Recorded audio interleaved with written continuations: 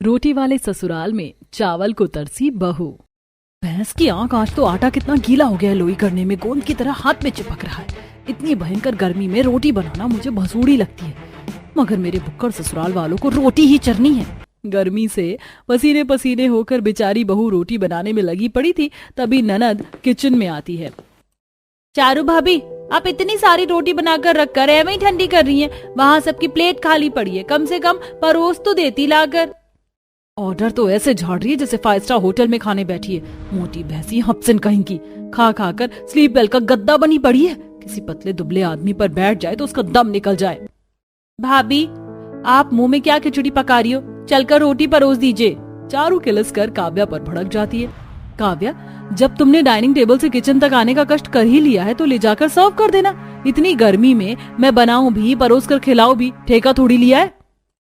प्यारे दर्शकों, कहानी के प्रोमो को देखकर आपको कहानी कुछ कुछ समझ आ गई होगी। इतनी तगड़ी गर्मी में कोई बहू से इतनी रोटी बनवाएगा तो बहू का पारा हाई तो होगा ही। सारा माजरा क्या है, चलिए देखते हैं। Good morning to my lovely lovely YouTube fan. आज मैं बना रही हूँ कुकिंग स्पेशल मिनी ब्लॉग। हम बनाना सीखेंगे नमकीन चावल। ये मैंने बाउल में कच्ची बासमती भिगो रखी है और ये मैंने बीन्स, गोभी, गाजर को कट कर लिया है। क्योंकि चावल मेरा मन पसंद है इसलिए मैं ये रेसिपी ट्राई कर रही हूँ। रसोई के अंदर ब्लॉग बनाते हुए चारू नमकीन चावल बना रही थी, वहीं खाने की मेज से कस्तूरी। पिछले 3 घंटे से ये लड़की रसोई में नाश्ता बनाने में भिड़ी है। सादा पराठा भुजिया बनाने में बीरबल की खिचड़ी बनाने जितना टाइम लगा दिया। अरे चारू, आज की डेट में नाश्ता करवाएगी या सीधा रात को डिनर मिलेगा? बस बस, आ गई मेरी प्यारी माँ। गर्मा गर्म नमकीन चावल हाजिर है। चावल देखकर कस्तूरी खींचकर कहती है, हे भगवान, कैसी आलसी लड़की पैदा की है मैंने। जब भी इसको खाना बनाने को बोल दो, निपटने वाला खाना बनाती है। पहले ही मेरे पिताजी को शुगर है, 4 रोटी बेलने में भारी लग रहा है तुझे। माँ, तुम्हें पता तो है कि मुझसे गोल रोटी नहीं घूमती, टेढ़ा मेढ़ा मेघालय नेपाल का नक्शा बन जाता है। पर वैसे भी रोटी की तुलना में चावल पचने में आसान होता है और नमकीन चावल गर्म हो पिताजी को नुकसान नहीं करेगा। रोटी ना बनाने के 10 बहाने करवा लो। कल को रोटी खाने वाले ससुराल में शादी हो गई, पता नहीं कैसे गुजारा होगा इस चावल की चासड़ी का। अरे तो मैंने किराने की दुकान किस लिए खोल रखी है? हर महीने चावल का कट्टा अपनी बेटी के खाने के लिए भेज दूंगा। दरअसल चारू को चावल खाने का काफी चाव था कि अगर 2 टाइम में से रात में 1 टाइम भी रोटी बन जाए तो वो अपने लिए चावल उबाल कर खाती। पर क्या होगा जब चारू को चावल छोड़कर रोटी खाने वाला ससुराल मिलेगा और चावल के लिए तरसना पड़ेगा। जहां थोड़े ही दिन में हजारी प्रसाद के परिवार में पक्की शादी हो जाती है। शादी होकर बहू बनकर वो आती है जहां पार्वती देवी आरती करते हुए, आओ बहू आओ, प्रसाद खानदान में तुम्हारा खूब स्वागत है, कलश गिराकर गृह प्रवेश करो। तभी लाठी लिए दादी चमेली कड़क और टौर से टोकती हैं, पोता बहू, तू रोटी नहीं खाती है क्या? देखो जरा कलाई एकदम ककड़ी जितनी पतली है। तभी शालू आग में घी डालते हुए, दादी आपने शादी में देखा नहीं था, भाभी प्लेट भर भर कर चावल खा रही थी। इसकी भैंस की आंखें ठल्ली ननद तो बड़ी चुगलखोर है। खुद ने इतना ठूस कर नान रोटी मिस्सी रोटी खाया, मैंने मना किया क्या? देवरानी जी, हमारा परिवार तो रोटी पार्टी है, इसीलिए अब रोटी खाने की आदत लगा लो। जी जेठानी जी। कुछ देर में सब अपने कमरे में जाकर आराम करते हैं और अगला दिन चालू होता है। चारू किचन में आती है जहाँ सास, जेठानी, दादी तीनों थी। आजा आजा ऋषभ की लुगाई, तेरी ही प्रतीक्षा कर रहे थे। हे भगवान, पता नहीं पहली रसोई में ये दादिया सास कितनी पूरी कचौरी छनवाएंगी। छोटी बहू, हमारे घर में कोई ज्यादा तला भुना पूरी पकवान नहीं खाता, तो तुम 2-3 तरह की सब्जी और पतली पतली रोटी बना लो। पहली रसोई में रोटी बनवाने की बात से बहू के मन में लड्डू फूट जाता है। ओ बेटे, मौज कर दी। चलो अच्छा, इतनी चिपचिपी गर्मी में पूरी मिठाई नहीं बनाना। तभी बावर्ची खाने में 4-5 बोरी आटा देख कर बहू हक्की बक्की हो जाती है। लगता है मेरे ससुराल वाले साल भर के आटे का कोटा एक बार में ही भरवा लिए हैं। फटाफट आटा गूंथ लेती हूँ। बहू जैसे ही कटौती लेती है तभी रचना, देवरानी जी, हमारे यहाँ इस कटौती में नहीं बल्कि परात में 4-5 किलो आटा गूंथता है, तभी रोटी पूरी पड़ती है। ये सुनकर चारू चक्कर खा जाती है। 4-5 किलो आटे की रोटी कौन खाएगा? मैं ऐसा करती हूँ, थोड़ा चावल थोड़ा रोटी बना लेती हूँ, मिला जुला कर खा लेंगे। देवरानी जी, हमारे घर में ना कोई चावल खाता है और ना आता है, अब आटा लगा लो। रोटी खाने वाले ससुराल में चावल ना बनने का भेद खुलने पर बहू भड़क जाती है। हे भगवान, ये कैसी रोटी खाने वाले कैद खाने ससुराल में फंस गई। ऐसा लग रहा है जैसे चावल खाने के लिए तरस के रह जाऊंगी। बहू गुस्से में एक परात आटा गूंथ कर रोटी बनाती है। हे भगवान, इतने घंटे से किचन में खड़ी खड़ी रोटी बनाने में मेरे तो कमर का कचूमर निकल गया। तभी ससुर हजारी प्रसाद आवाज देते हैं। नहीं बहू, रोटी बन गई तो गर्मा गर्म खिला दो, हल्का होने के बाद पेट खाली हो जाता है भाई। जी ससुर जी, बस लाई। एक बार में 50 रोटी ले जाकर बहू जैसे ही परोसती है तो लूटमार हो जाती है। भाई 15 रोटी तो मेरी हो गई और ये 12 रोटी मेरी हो गई। भैया आप दोनों ज्यादा भुक्कड़ मत बनो, हमारे लिए रोटी छोड़ दो। बची कुची रोटी दोनों बच्चे प्लेट में भर लेते हैं। आरव, रूही, इतनी रोटी तुम नहीं खा पाओगे, बुआ को दे दो। चाची, मेरा 6 रोटी खाकर पेट भरता है। पूरा खानदानी खाऊ है, ये तो 2-4 दिन में ही एक बोरी का आटा लपेट जाते होंगे। सबको खिलाने के बाद बेचारी बहू लास्ट में खाती है। इस शाही पनीर के साथ मुझे तो चावल स्वाद लगते हैं, रोटी तो हलक से नहीं उतर रही। बहू तरस कर रोटी खाती है और डिनर में भी सब रोटी खाने की फरमाइश करते हैं। क्या दोबारा से रोटी? दिन में तो खाई थी सबने। अरे दिन में खाया था तो क्या रात को भूखा सुलाएगी? दादा भचर भचर मत कर, रोटी बना जाके चुपचाप। बौखलाकर बहू किचन में आकर जोर से बेलन पटकती है। एक दिन में 2 टाइम रोटी मैंने कभी नहीं खाई। चावल खाने का कितना मन कर रहा है। खुंदक खाते हुए बहू सबको रोटी खिलाती। इसी तरह दोनों टाइम रोटी खाने वाले ससुराल में बेचारी चावल को तरस जाती है। कभी कभी गुस्से में जानबूझकर रोटी जला देती। 2-3 सप्ताह बाद, आज खाने दो इनको ये पापड़ जैसी कुरकुरी रोटी। जब मैं चावल खाने के लिए तरस रही हूँ तो इन्हें भी नरम मुलायम रोटी खाने के लिए तरसा दूंगी। लेकिन बहू की बनाई पापड़ वाली रोटी भी रोटी के शौकीन ससुराल वालों को पसंद आ जाती है। क्या बात है बहू, आज तो तूने एकदम पापड़ जैसी रोटी सेकी है। भंडारे आलू में तोड़कर खाने में टेस्टी लग रहा है। हे भगवान, इनकी जीभ है कि गधे की पूंछ। चली रोटी भी अच्छी लग रही है। क्या बेचारी बहू रोटी खाने वाले ससुराल में यूं ही चावल खाने के लिए तरसेगी या मजा चखाएगी? बस बहुत हो गई इनकी तमाशा। जबकि घी सीधी उंगली से ना निकले तो टेढ़ी करनी पड़ती है। अगले दिन बहू रसोई में हड़ताल कर देती है। अरे पार्वती, आज रोटी मिलेगी कि नहीं? दुकान भी लगाने जाना है। अजी, रसोई का कोटा मैंने थोड़ी संभाल रखा है। चारू बहू, रोटी बनी नहीं क्या? बहू कमरे में से बैग पैक करके आती है। अरे कहाँ जल्दी बोरिया बिस्तर लेके सुबह सुबह? माँ जी, मैं अपने मायके जा रही हूँ। भाभी, आप चली जाओगी तो मैं रोटी बनाकर कौन खिलाएगा? काव्या, मैंने रोटी का ढाबा नहीं खोल रखा है। जिससे रोटी खानी है वो खुद खा सकता है। जब से शादी करके आई हूँ दिन रात खाली रोटी रोटी खाकर पक चुकी हूँ। चावल खाने के लिए तरस गई हूँ मैं। बोलते हुए बहू रोने लगती है, जिस पर सबको पछतावा होता है। बहू, हमें माफ कर दे, हमने समझा नहीं कि हमें रोटी खाना पसंद है मगर तुझे चावल। पार्वती उसी दिन एक बोरी बासमती चावल खरीदवा के मंगवा देती है, जिससे अब दोनों टाइम थोड़ा चावल और रोटी एक साथ बनने लगता है। कृषिवन, एक ऐसा गांव जहां खेतों में गेहूं की बालियां झूमती थी, नहरों में पानी कलकल बहता था और हर किसान की आंखों में उम्मीद चमकती थी। लेकिन फिर कुछ बदला। मॉनसून ने मुंह मोड़ा, सभी नहरें सूख गईं, खेतों में दरारें आईं और देखते ही देखते कृषिवन गांव में अनाज की महामारी शुरू हो गई और वो गांव बन गया बिना अनाज वाला गांव। कुछ कहते हैं ये प्राकृतिक आपदा है और कुछ इसे एक प्राचीन श्राप बताते हैं, पर सच क्या है आइए मिलकर जानते हैं कहानी में थोड़ा पीछे चलकर। हे भगवान, इतनी मुश्किल से थोड़ी सी सब्जी जुटा पाई थी, अब वो भी चूल्हे की तेज आंच में जल गई।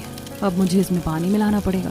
कुछ देर बाद पानी वाली सब्जी लेकर पूजा अपनी सास को देती है। अरे बहू, ये क्या है? ये कैसी सब्जी बनाकर लाई है? इसमें पानी के सिवा कुछ नजर नहीं आ रहा है। वो माँ जी, चूल्हे की तेज आंच में सब्जी थोड़ी जल गई थी, इसलिए मुझे उसमें पानी मिलाना पड़ा। हे भगवान, पहले ही हमारा पूरा गांव अनाज से वंचित हो चुका है, उसके बाद इतना भटक कर, चक्कर काट कर, पैरों की चप्पल खिसकर हमें दूसरे गांव में जाकर ये थोड़ी सी सब्जियां मिल पाती हैं और तो उसे भी ठीक तरीके से नहीं बना रही है। पहले ही ये मुंह रोटी और चावल के लिए तरस चुका है, अब मुझे लगता है तेरी बदौलत ये सब्जियों के लिए भी तरसने लगेगा। नहीं नहीं माँ जी, आइंदा कभी नहीं होगा। मैं समझ सकती हूँ कि बिना अनाज के सिर्फ सब्जी खाना बहुत कठिन है, मैं आगे से ध्यान रखूंगी। वहीं गांव के दूसरे घर में सुमित्रा के उसकी नई नवेली बहू आती है। आओ बहू रानी, घर के अंदर आओ। अगले दिन सुबह, अरे जेठानी जी, अगर रोटियां चावल नहीं बनी थी तो थोड़ी देर रुक जाती। मुझे इतनी भी भूख थोड़ी ना लगी थी कि आप सिर्फ थाली में सब्जी लेकर आ गई। सब्जी ही खानी है देवरानी जी, आपको सब्जी ही बनी है, खाने में रोटी चावल नहीं है।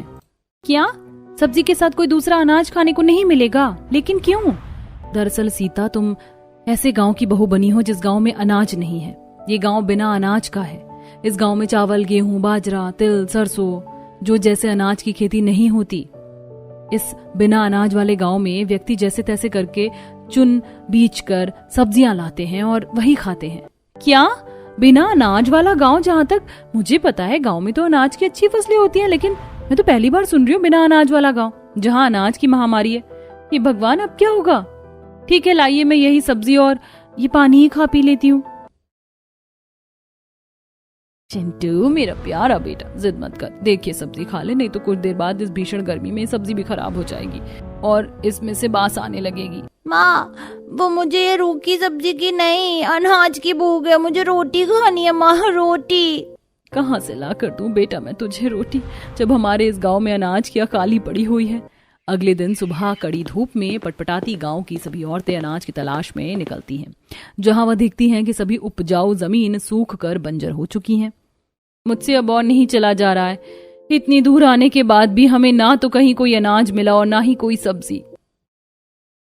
मुझे तो लगता है कि सभी सब्जियां तोड़कर लोग ले जा चुके हैं। अब हम लोग आज लेट हो गए, चलो अब खाली हाथी वापस लौटते हैं।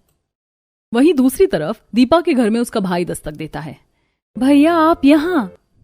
हाँ बहन, मैंने सुना कि तेरे गांव में अनाज की अकाली पड़ रही है, इसलिए देख मैं तेरे लिए कितना सारा चावल, दाल, गेहूं लेकर आया हूँ। ये बल्ले बल्ले, आज तो हम लोग दाल चावल रोटी सब्जी खाएंगे। दीपा सभी अनाज को चूल्हे के पास रखती है। जाती हूँ कुएं से पानी ले आती हूँ खाना बनाने के लिए। दीपा बाल्टी लेकर कुएं के पास पानी भरने आती है। वहीं चूल्हे के पास रखा अनाज धरती के अंदर लुप्त हो जाता है। और जब दीपा पानी की बाल्टी लेकर चूल्हे के पास आती है, हे भगवान, ये क्या हो गया? यहाँ पर रखा मेरा सारा अनाज कहाँ चला गया? माँ जी, माँ जी! सभी लोग चूल्हे के पास आते हैं। दीपा सारी बात अपनी सास से कहती है। बहू, इस गांव का नाम बिना अनाज वाला गांव है, ऐसे ही नहीं पढ़ा। ये श्रापित गांव है, बहुश्रापित। इस गांव में ना तो अनाज उगाया जा सकेगा और ना ही किसी के चूल्हे पर कोई अनाज पक सकता है, इसलिए तेरे भाई का लाया हुआ अनाज अपने आप ही लुप्त हो गया। वहीं दूसरी तरफ नीची जात के किसान अपने सूखे बंजर जमीन के पास खड़े होकर, कैसी सूखी बंजर पड़ी हुई है हमारी जमीन, काश ये हमें वापस मिल जाती। अरे ये हमारी जमीन नहीं है हरिया, अब तुम इस जमीन का मोह छोड़ दो। सही कहा सुखिया, जमीन के प्रति ये मोह त्याग देना ही ठीक है, क्योंकि ये हमें कभी नहीं मिलेगी। ऐसे ही बिना अनाज वाले गांव में रहने वाले लोगों के कई साल गुजर जाते हैं। तभी उस गांव में एक रघुवीर नाम का जमींदार आता है और वह सूखी बंजर जमीन पर खेती करना शुरू कर देता है। गांव की भीड़ रघुवीर के पास आकर खड़ी हो जाती है। भाई साहब, इस सूखी बंजर जमीन पर अनाज उगाना असंभव है, आप क्यों मेहनत कर रहे हैं? मेहनत नहीं कर रहा हूँ, ये तो मेरे बाएं हाथ का काम है। देखना, मैं यहाँ फसल उगाकर ही रहूंगा। रघुवीर पूरी सूखी बंजर जमीन को अच्छे से क्यारियों में काटकर अनाज रोपकर पानी पाटकर वहां से चला जाता है। अगले दिन रघुवीर के साथ पूरा गांव उस बंजर जमीन को देखने आता है, जहां वह देखते हैं कि रघुवीर की फसलें पूरी तरीके से सूख चुकी हैं और जमीन पहले की तरह ही बंजर हो गई। तभी उस भीड़ में खड़ी मलिया कहती है, ये गांव हमेशा बिना अनाज वाला गांव ही रहेगा। इस बंजर जमीन पर अनाज का एक दाना नहीं उगेगा, एक दाना नहीं। तरसोगे तुम लोग अनाज के लिए।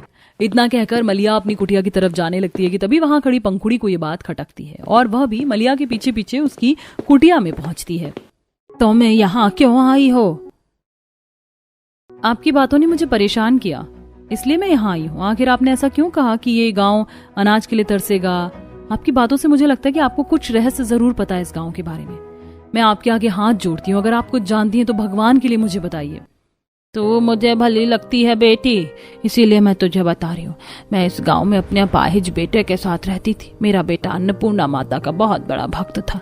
अन्नपूर्णा माता की दया से मेरे बेटे ने बहुत बड़े जमीन पर बहुत विशाल खेती की थी, गेहूं की। और ये बात गांव के बड़े जमींदार की आंखों में खटक गई और वो लोग जमीन सहित उस फसल की मांग मेरे बेटे से करने लगे।